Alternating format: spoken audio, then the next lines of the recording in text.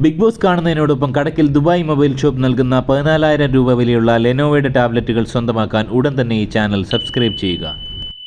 പൂജ കൃഷ്ണ ഒരുപക്ഷെ ഈ സീസണിൽ ഏറ്റവും അധികം പ്രഡിക്ഷൻ ലിസ്റ്റിൽ ഉണ്ടായിരുന്ന ഒരു വ്യക്തിയാണ് പൂജ കൃഷ്ണ ഒരുപക്ഷെ ഒരു മോശം പ്ലെയർ ആയി തീരാം, അല്ലെങ്കിൽ ചിരി മാത്രമായി ഒതുങ്ങും എന്നൊക്കെയുള്ള അഭ്യൂഹങ്ങൾ ഉണ്ടായിരുന്നു. എന്നാൽ അതിനെയൊക്കെ തകിടം മറിച്ചുകൊണ്ട് ഏറ്റവും മികച്ച വൈൽഡ് കാർഡുകളിൽ ഒരാളായി മാറാൻ സാധിച്ച ഒരു മത്സരാർത്ഥിയാണ് പൂജ കൃഷ്ണ. ഒരുപക്ഷെ ഫൈനൽ 5-ൽ തീർച്ചയായും എത്താൻ സാധ്യമുള്ള ഒരു സെക്കൻഡ് റണ്ണറപ്പെങ്കിലും ആകാൻ കഴിയുന്ന ഒരു മത്സരാർത്ഥിയായിരുന്നു പൂജ കൃഷ്ണ. എന്നാൽ നിർഭാഗ്യം ഒന്നുകൊണ്ട് മാത്രം പൂജയ്ക്ക് പുറത്തു പോകേണ്ടുന്ന അവസ്ഥയുണ്ടാകുന്നു. ലഭിക്കുന്ന റിപ്പോർട്ടുകൾ പ്രകാരം ഡിസ്ക് ബൾജിംഗ് ആണ് പൂജയ്ക്ക് ഉണ്ടായിരിക്കുന്നതെന്നാണ് മനസ്സിലാക്കുന്നത്. ഇവിടെ പൂജ കൃഷ്ണയെ കഠിനമായ വേദനയിൽ സ്ട്രെച്ചറിൽ എടുത്തുകൊണ്ട് പോകുന്ന ഒരു പ്രമോയാണ് കാണുന്നത്. സോ ഡിസ്ക് ബൾജിങ്ങിനെ കുറിച്ച് അറിയാവുന്നവർക്കറിയാം, അത്യന്തം പെയിൻ ഉണ്ടാകുന്ന, അതായത് നിൽക്കാനോ ഇരിക്കാനോ കിടക്കാനോ പറ്റാത്ത തരത്തിലുള്ള വേദന ഉണ്ടാകുന്ന ഒരു അവസ്ഥയാണ്. അത് പൂർവ്വസ്ഥിതിയിൽ എത്തിയാൽ മാത്രമേ ആ ഒരു വ്യക്തിക്ക് നോർമലാകാൻ സാധിക്കുകയുള്ളൂ. ഇവിടെ പെട്ടെന്നൊരു സർജറി എന്തായാലും സാധ്യമല്ല. ഇത്തരം പെട്ടെന്നുണ്ടാകുന്ന സംഭവങ്ങൾക്ക് ഉടനടി ഒരു സർജറി ഒരിക്കലും നടത്തില്ല. ഒരുപക്ഷെ ഇത് പൂർവ്വസ്ഥിതിയിൽ എത്തിക്കാനുള്ള ഒരു ശ്രമമായിരിക്കും നടത്തുന്നത്. തീർച്ചയായും അങ്ങനെ വരുമ്പോൾ ഏതാണ്ട് ഒരാഴ്ചയെങ്കിലും ഹോസ്പിറ്റലൈസ് ചെയ്യേണ്ട സാഹചര്യം ഉണ്ടാവും. അതുപോലെ തന്നെ അതിനുശേഷം ഏതാണ്ട് ഒരു മാസത്തിൽ കൂടുതൽ ഫിസിയോതെറാപ്പി ചെയ്യേണ്ടുന്ന ഒരു അവസ്ഥ ഉണ്ടാവും. അങ്ങനെയെങ്കിൽ തീർച്ചയായും ഹോസ്പിറ്റലിൽ നിന്ന് വീട്ടിലേക്ക് മടങ്ങാൻ മാത്രമായിരിക്കും പൂജ കൃഷ്ണയ്ക്ക് സാധിക്കുക.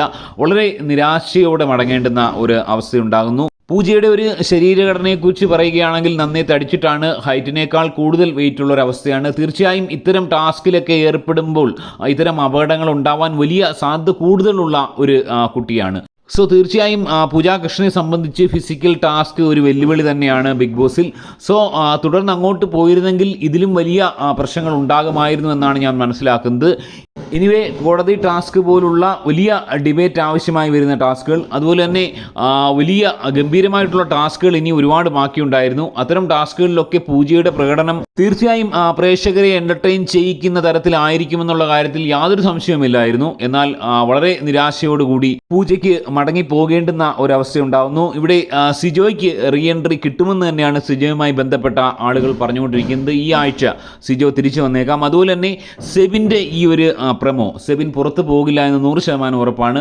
സെബിൻ പുറത്തു പോകണമെന്നൊക്കെ പറയുന്നുണ്ടെങ്കിലും ഒരിക്കലും ഈ ഒരു സാഹചര്യത്തിൽ ബിഗ് ബോസ് സെബിനെ പോലെയുള്ള ഒരു പ്ലെയറെ തിരിച്ചയക്കില്ല എന്ന് 100% ഉറപ്പാണ്. മണിക്കുട്ടൻ്റെയൊക്കെ സീസണിൽ നമുക്കറിയാം, മണിക്കുട്ടനെ വലിയ രീതിയിൽ മോട്ടിവേറ്റ് ചെയ്താണ് തിരിച്ചു കൊണ്ടുവന്നത്. സോ യാതൊരു തരത്തിലും സെബിനെ പറഞ്ഞയക്കാൻ ബിഗ് ബോസ് ഈ ഒരു അവസ്ഥയിൽ ഉദ്ദേശിക്കില്ല. അങ്ങനെയെങ്കിൽ ഇതൊരു കോർണർ ഗെയിമായി മാറും. ഗബ്രിയും ജാസ്മിനും റസ്മിൻ ബായിയും അത്തരം ഒരു ടീം വളരെ ശക്തമായി ഒരു പ്രശ്നവുമില്ലാതെ അവിടെ നിൽക്കുമ്പോൾ എതിർവശത്ത് വരുന്ന ഓരോരുത്തരും പരാജയപ്പെട്ട് അല്ലെങ്കിൽ ഫിസിക്കൽ ബുദ്ധിമുട്ടുകൾ കാരണം പുറത്തു പോകേണ്ടുന്ന അവസ്ഥയുണ്ടാവുന്നത് ഒരു വൺ സൈഡഡ് ഗെയിമായിട്ട് തന്നെ പോയേക്കാമെന്നുള്ളൊരു ചിന്താഗതി ബിഗ് ബോസിനുണ്ടാവും. സോ സെബിൻ തീർച്ചയായും അവിടെ നിലനിൽക്കും എന്ന് തന്നെയാണ് എനിക്ക് തോന്നുന്നത്. എനിവേ, വളരെ നിരാശാജനകമായൊരു ന്യൂസാണ് നിങ്ങളിലേക്ക് എത്തിക്കുന്നത്. പൂജ കൃഷ്ണ ഏറ്റവും ഒടുവിൽ ബിഗ് ബോസ് 6-ൽ നിന്നും പുറത്തായിരിക്കുന്നു.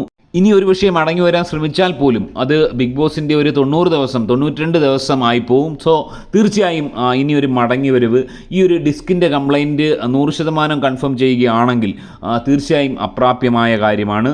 സോ വളരെ നിരാശയോടുകൂടി നിങ്ങളെ അറിയിക്കുന്നു, പൂജ കൃഷ്ണ ഇനി ഈ സീസണിൽ ഉണ്ടാകില്ല. ഈ വിഷയത്തിൽ നിങ്ങളുടെ അഭിപ്രായം എങ്ങനെയാണെന്നുള്ള കാര്യം കമൻറ്റായി രേഖപ്പെടുത്തുക. ചാനലൊന്ന് സബ്സ്ക്രൈബ് ചെയ്യുക. മറ്റൊരു വീഡിയോ ആയിട്ട് കാണാം. ബൈ.